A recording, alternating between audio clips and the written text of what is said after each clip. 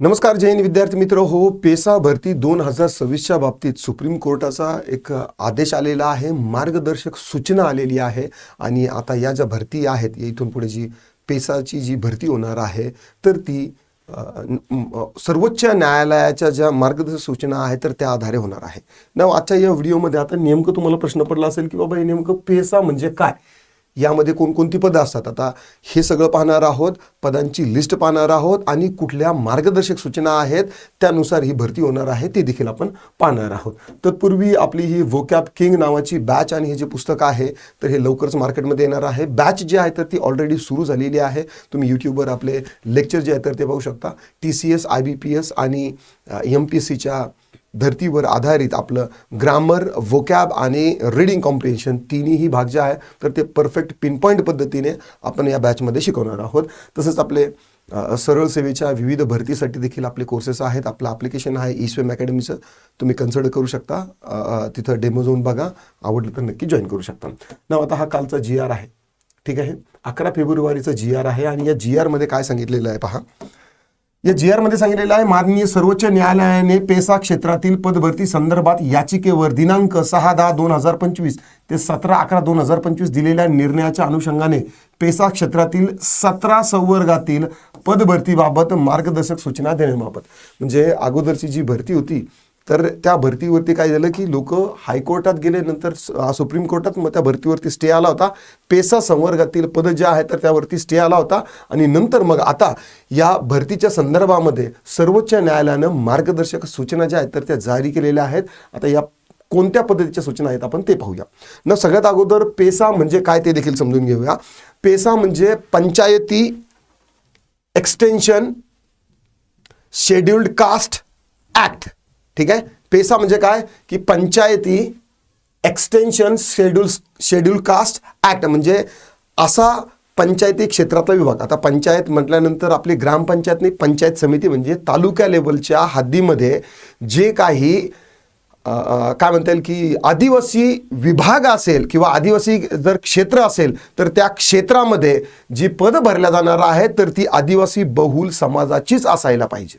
म्हणजे let's say की आता एक गडचिरोली जिल्हा आहे, गडचिरोली जिल्हा आणि त्यातली एखादी पंचायत समिती आहे. त्या पंचायत समितीच्या अंतर्गत येणारे 17 पदं कोणकोणते आहेत ते पुढं सांगतो मी.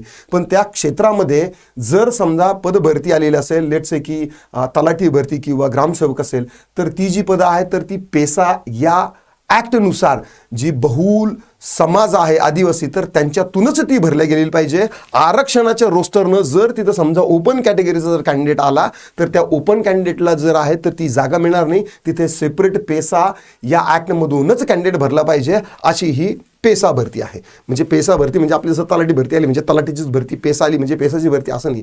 ते पेसा क्षेत्र आहे, ते एक ॲक्ट आहे. आणि हा जो ॲक्ट आहे तर ज्या तालुका जिल्ह्यामध्ये जास्त करून आदिवासी समाज, ST आणि SC आणि इतर समाज असेल तर त्यांच्यासाठी ही काय आहे, विशेष असा ॲक्ट आहे, हा कायदा आहे, ठीक आहे. आता पेसा समजलं. आता पेसामध्ये नेमकं झालं काय होतं मागच्या भरतीमध्ये ते देखील आपण पाहूया. आता राज्यपाल महोदयांनी भारताच्या संविधानाच्या 5व्या अनुसूचित 5व्या याच्यात प्रदान करण्यात आलेल्या अधिकाराचा वापर करून महाराष्ट्र राज्य जनजाती सल्लागार 50व्या बैठकीत शिफारसपत्र जे आहे निर्गमित करण्यात आलेलं आहे. तथापि चला हे तर वरचं शासन निर्णयावरती येऊया.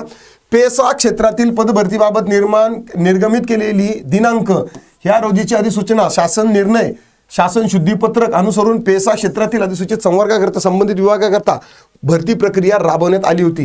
म्हणजे पेसा संवर्गात जे आहे ना तर ते आरोग्य विभाग आहे, महसूल विभाग आहे, आणखी 2-4 विभाग आहेत. त्याच्यातली 17 संवर्गाची पदं आहे. तर त्याच्यासाठी भरती प्रक्रिया जी आहे ना तर ती या अगोदर 2023ला जी आहे ना म्हणजे 2021 आणि 23च्या दरम्यान भरती आयोजित केल्या होत्या.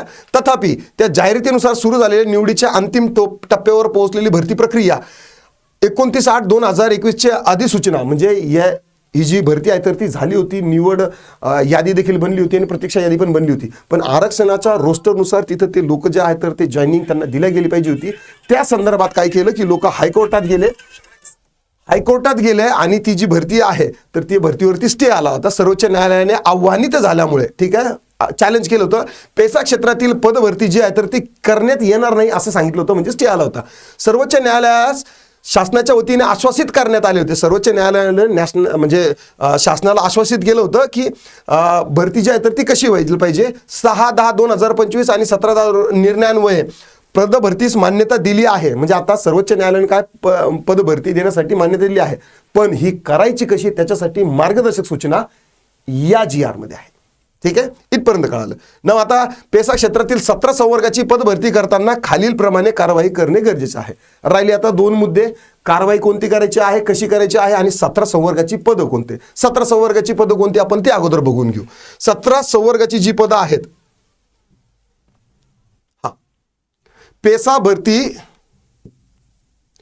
पेसा संवर्गातील 17 जी पदं आहेत, पेसा संवर्गातील 17 पदांची यादी जी आहे लोकल कॅडर महसूल आणि ग्राम विकास विभागामध्ये पेसा क्षेत्रातील पदं जी आहेत तर ती भरण्यात येतात. ठीक आहे, महसूल विभाग आहे, आरोग्य विभाग आहे, देन कुठला आहे महिला व बाल कल्याण विभाग आहे आणि कृषी व इतर फील्ड विभाग आहे. ठीक आहे, आता त्यापैकी एक विभागामध्ये कोणकोणती पदं आहेत ते पाहून घेऊया.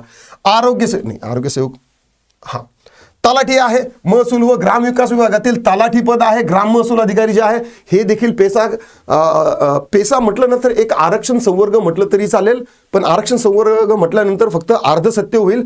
आरक्षण संवर्ग आहे, पण हा आरक्षण संवर्ग फक्त त्याच क्षेत्रासाठी, त्याच भौगोलिक क्षेत्रासाठी आहे जिथे SC ST आणि आदिवासी समाज जास्त असेल तिथं. त्याच्यासाठी काय निकष आहे नंतर पाहू. तलाठी पद झालं, नंतर आहे ग्रामसेवक, नंतर कोतवाल आहे, पोलीस पाटील आहे. ठीक आहे, हे 4 पद आहेत. नंतर 5वं पद आरोग्य विभागाचं जे आहे तर ते आरोग्य सेवक आहे. आरोग्य सेवक मी तुम्हाला या अगोदर सांगितलेलं होतं की जिल्हा परिषद, नगर परिषद, देन DHS आणि आपलं हे जे आदिवासी विभाग आहे तर यामध्ये देखील आहे. ठीक आहे, देन आरोग्य सेविका आहे. ज्यांचं ANM झालेलं असेल त्या विद्यार्थिनी जे आहे तर त्या आरोग्य सेविकेसाठी 12वी तुमचं सायन्स जर असेल तर तुम्ही त्याच्यासाठी म्हणजे तुम्ही पात्र आहात. यासाठी तुम्हाला नंतर सॅनिटरी इन्स्पेक्टरचा कोर्स करावा लागतो. देन आहे मल्टीपर्पज हेल्थ वर्कर, MPW आणि आरोग्य सेवक. हे जवळपास एकच पद आहे, पण हे कधी कधी वेगळ्या नावाने येतं. ठीक आहे, कारण यांचं नाव बदललं म्हणजे बिंदू नामावलीमध्ये त्यांची जी आहे तर ती प्रोसेस पण थोडीशी बदलते. देन 8व्या नंबरचं जे पद आहे तर ते आहे हेल्थ असिस्टंट अँड सुपरवायझर. ठीक आहे, देन महिला व बाल कल्याण विभागामधील पदं आहेत. त्यामध्ये अंगणवाडी पर्यवेक्षिका हे एक पद आहे पेसाच्या अंतर्गत. बाल विकास प्रकल्प फील्ड स्टाफ आहे. शिक्षण सहाय्यक आहे आणि शैक्षणिक फील्ड पद आहे. देन कृषी विभागातली इतर पदं आहे. कृषी विभागातली कोणती पदं आहेत? कृषी सहाय्यक आहे, वनरक्षक आहे, सामाजिक वनीकरण फील्ड स्टाफ आहे, जलसंपदा विभागातील फील्ड स्टाफ आहे. देन पंचायती, ठीक आहे, पंचायत व स्थानिक संवर्गातील सेवा संवर्गातील पदं कोणकोणते आहेत? पंचायत समिती जे कर्मचारी आहेत ते. देन ग्रामपंचायत स्तरावरील सहाय्यक पदं जे आहेत तर ही 17 प्रकारची पदं जी आहेत तर ती पेसा भरतीच्या अंडर जे आहे तर ती येतात. आणि ज्या भागात जे आदिवासी लोक जास्त राहतात तर त्यांच्यासाठी आदिवासी विभागातलेच किंवा आदिवासी संवर्गातलेच जे विद्यार्थी तर ते पात्र राहतील, हा म्हणायचा उद्देश आहे. विद्यार्थ्यांसाठी महत्त्वाची स्पष्टता, पेसा संवर्ग नाही, गाव पातळीवरील किंवा पंचायत समितीच्या पातळीवरील फील्ड लेवलची जी पदं आहेत ती मोठ्या गट अ आणि गट ब अधिकाऱ्यांची पदे या संवर्गात येत नाही. ग्रुप ए, ग्रुप बी ची पदं जी आहेत तर ती यामध्ये येत नसतात, फक्त ग्रुप सी आणि ग्रुप डी ची येतात. प्रत्येक विभागाने स्वतंत्रपणे भरती प्रक्रिया राबवली असल्यामुळे वेटिंग लिस्ट विभागनिहाय वेगवेगळ्या असतात. ठीक आहे, प्रत्येक जी विभाग असतात तर त्यांची वेटिंग लिस्ट जी आहे तर ती वेगवेगळ्या पद्धतीने असते, कारण पंचायत समिती लेवलचं हे कारभार आहे. ठीक आहे, आता हे घेण्यासाठी नेमकं मार्गदर्शक सूचना जी आहे तर ती काय दिलेली आहे ती आपण समजून घेऊया. आता यामध्ये मार्गदर्शक सूचना अशी दिलेली आहे, अनुसूचित क्षेत्रातील ज्या गावामध्ये आदिवासींची संख्या 50% जास्त असेल, 50% जास्त असेल अशी सर्व पदे गावामध्ये 17 संवर्गातील एकूण रिक्त पदापैकी 50% पदं जे आहे अनुसूचित जमाती प्रवर्गातून भरण्यात यावीत. जर समजा आरक्षण रोस्टरनुसार त्या विभागामध्ये किंवा त्या क्षेत्रामध्ये जर ओपन किंवा दुसऱ्या कॅटेगरीचे जरी आलं समजा पद तर ते त्यांना न देता काय करण्यात येणार आहे, 50% अनुसूचित जाती प्रवर्गातूनच भरलं पाहिजे जर तिथली लोकसंख्या 50%च्या वरती आदिवासी विभागातली असेल तर. ठीक आहे, नंतर 25 ते 50% दरम्यान असेल तरी देखील हाच नियम जो आहे तर तो लागू राहणार आहे. उर्वरित 50% पदं जी आहे तर ती भरण्यात यावी, म्हणजे उरलेली 50% पदं जी आहे तर ती ओपन मधून भरण्यात येईल. म्हणजे लेट्स से की गडचिरोली विभागासाठी 10 पदं जर आली असतील तर यापैकी 10 पैकी 5 पदं जी आहे तर ती आदिवासीची असणार आणि म्हणजे SC ST बाकीचं जे आहे तर ते त्यातले आहे आणि 5 पदं जी आहेत तर ती ओपन मधून असणार आहे. ठीक आहे, हा निर्णय आहे. ज्या विभागामध्ये 25% लोक असतील, ठीक आहे, अनुसूचित प्रवर्गातील 25% लोक असतील, म्हणजे लोकसंख्या जी आहे तर ती 25%पेक्षा कमी असेल, तर किती येणार? 25% पदं जी आहेत ना तर ती त्यामधून भरल्या गेलेली पाहिजे. ठीक आहे. देन नंतर ज्या अधिकृत क्षेत्रातील 50% पदं अनुसूचित जमाती प्रवर्गातून भरायचे आहेत, त्या क्षेत्रातील पदांना परिशिष्ट अ प्रमाणे आरक्षण ठेवण्यात येईल. म्हणजे ही जे वरती सांगितल्यानंतर त्यांना त्याप्रमाणे काय येईल? आरक्षण ठेवण्यात येईल. हा भाग यामध्ये आहे. ठीक आहे. 25%चा जर असेल ना तर 25% परिशिष्ट क, जे आपण वरती सांगितलं, तर 25% जी पदं आहेत तर ती कशातून भरणार आहेत? पेसा क्षेत्रातून भरणार आहेत. तर अशा पद्धतीचा हा GR आहे. ठीक आहे. 5/10/2000 रोजीचा शासन निर्णय आहे. मानधन तत्वावर नियुक्त केलेल्या उमेदवारांच्या गुणवत्तेनुसार कारवाई प्रथम करण्यात यावी. म्हणजे ऑलरेडी जे लोक जे आहेत तर ते कॉन्ट्रॅक्टवरती पेसा क्षेत्रातून काम करत आहेत, तर ते लोक आता अगोदर जे आहे तर ते सेवेत रुजू करण्यात येणार आहे. ठीक आहे. नियुक्तीची कारवाई प्रथम करण्यात यावी. म्हणजे पेसा क्षेत्रातील जे लोक कॉन्ट्रॅक्टवरती करत आहेत किंवा मानधनावर करत आहेत त्यांना आता काय आहे की परमनंट होणार आहे आणि वेटिंग लिस्ट जी आहे, उर्वरित पदे जी आहे भरण्याची कारवाई सुरू करण्यात यावी. वेटिंग लिस्ट बद्दल काही आहे का? हा, पात्र ठरलेल्या निवड यादीतील उमेदवारांच्या, ठीक आहे, म्हणजे वेटिंग लिस्ट मधली जी मुलं आहेत तर ती देखील त्याच्यातून भरण्यात यावी, जी ऑलरेडी अगोदरच्या भरतीसाठी पदं रिक्त होती, त्या पदासाठी परीक्षा झाली आणि त्याची निवड सूची आणखी आहे तर त्यातून जी आहे तर ती लोक भरण्यात यावी प्राथमिकपणे, असा या GRचा अर्थ आहे. ठीक आहे. आशा करतो तुम्हाला हा व्हिडिओ आवडला असेल तर नक्की लाईक करा, शेअर करा, कमेंटमध्ये तुमचे काही दिक्कत, डाऊट, क्वेरी, परेशान असतील ते नोंदवू शकता. आता पुरतं एवढंच. थांबतो. पुन्हा भेटूया. राम राम.